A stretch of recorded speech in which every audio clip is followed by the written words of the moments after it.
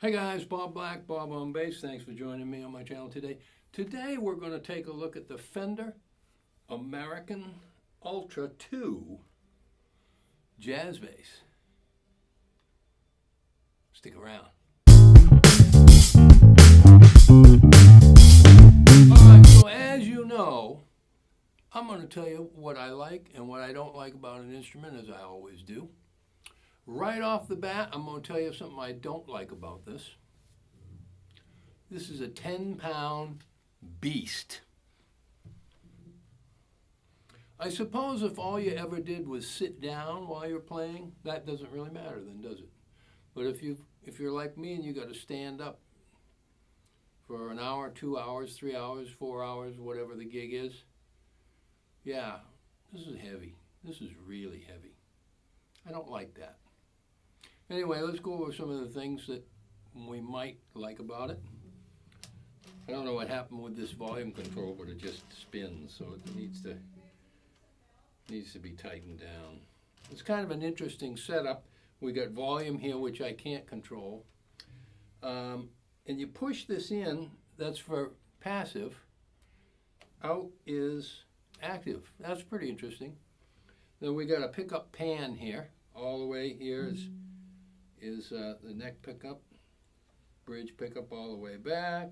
Then we've got a concentric pots here. We've got a mid-range sweep control in the bottom, which in passive mode turns into a passive tone control.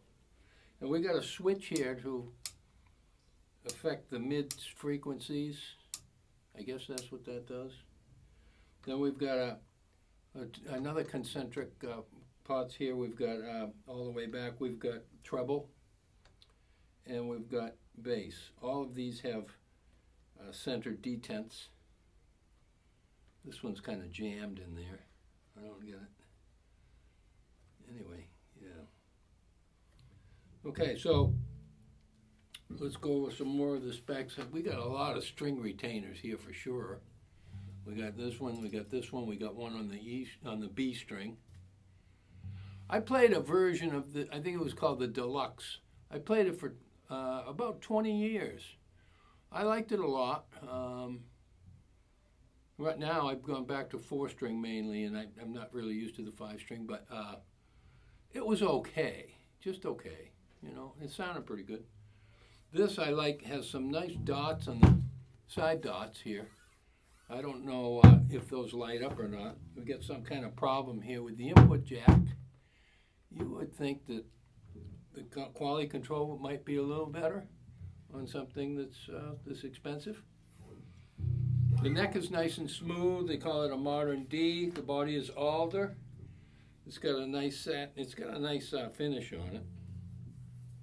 Got an anodized kind of, I guess that's what you call it. It's a metal pickguard. It's two Ultra 2 noiseless jazz pickups.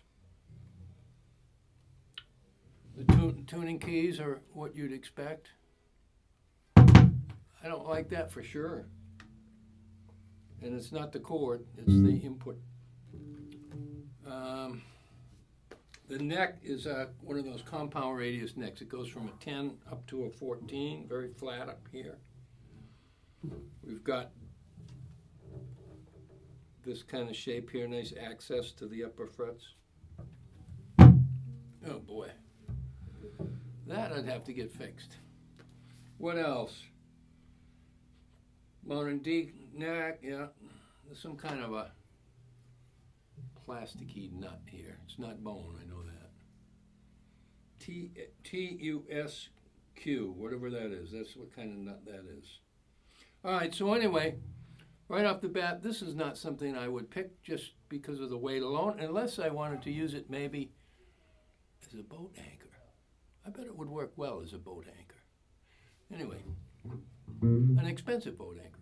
Anyway, let's start off, let's go with the neck pickup. We got everything centered. Let's see, I think. This doesn't have a center detent. Okay. This does. Okay.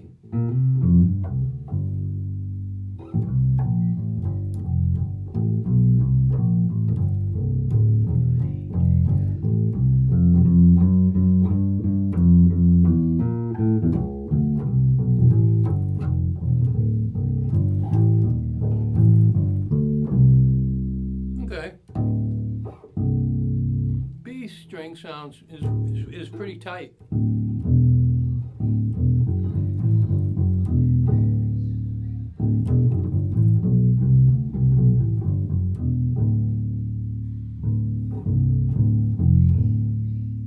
I know on some of the demos I watch on YouTube, they try to avoid that string.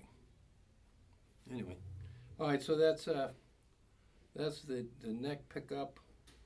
We can mess with the mid range a little bit. That sounds objectionable. Let's try this bottom.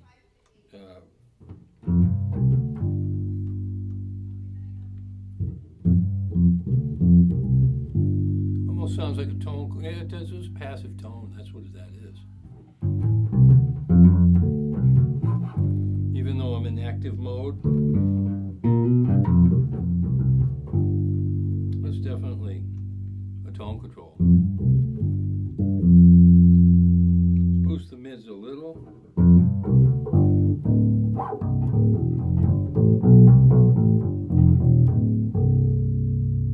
Not crazy about that. Let's cut them. I don't like that either. The middle is probably the best.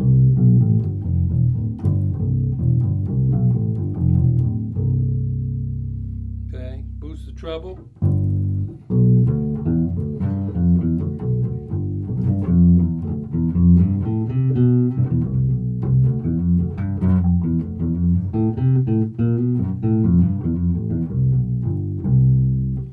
Okay, let's go with both pickups.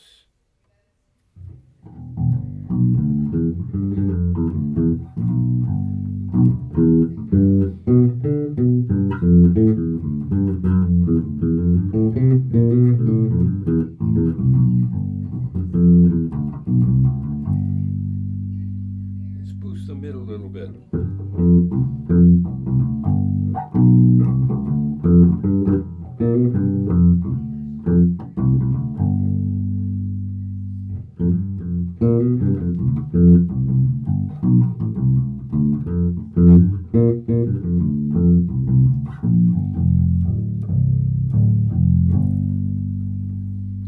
Okay. A little more mid.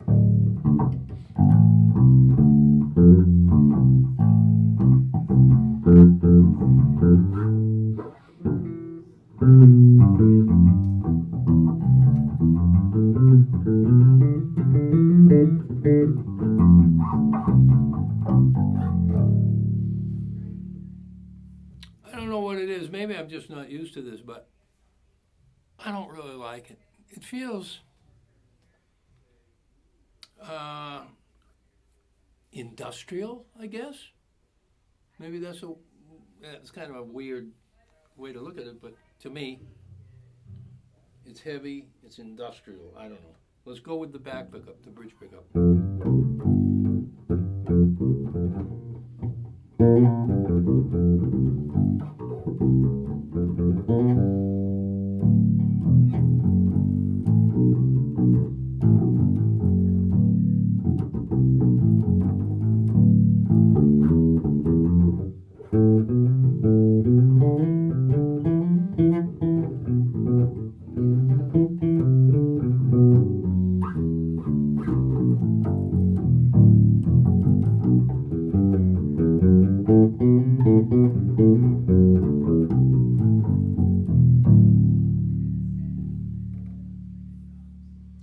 Yeah. Little mid. No, probably knock that off a bit.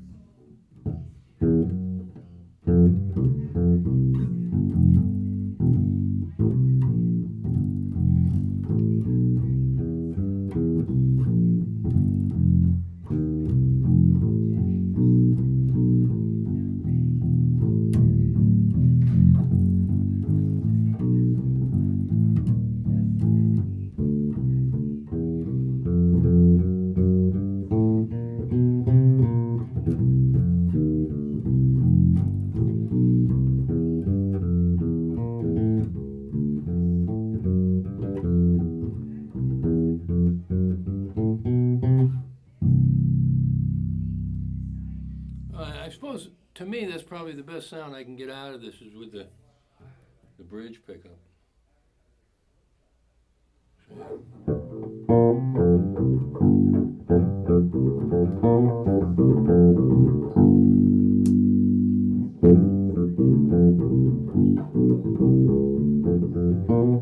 That's the mid frequency.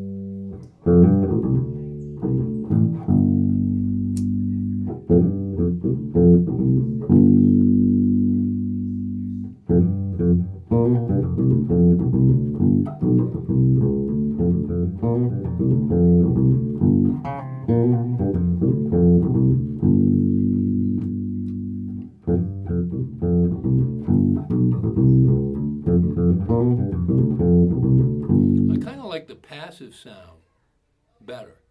It's less industrial sounding.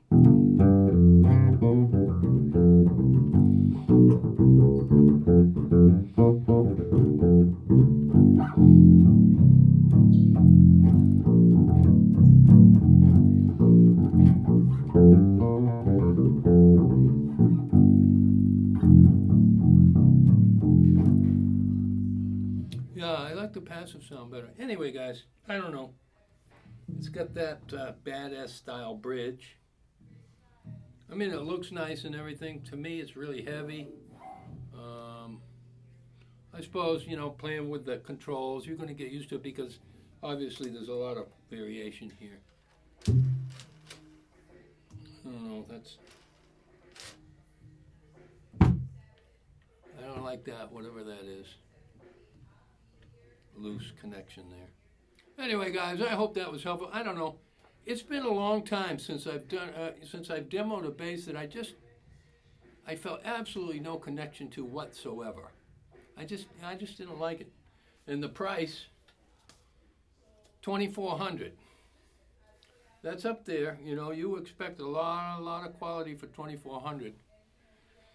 I don't know. You can get a Sandberg for $2,400 that's going to be light and sound great. I don't know. I think Fender's missing it somewhere along the way. Anyway, please hit like and subscribe. Thanks to everybody helping me out with this channel. And by the way, it does come with a hard case, a molded hard case. That's important. I leave my hard cases in the garage. I don't even use them. I just use gig bags. Anyway, thanks for joining me, and we'll see you again next time.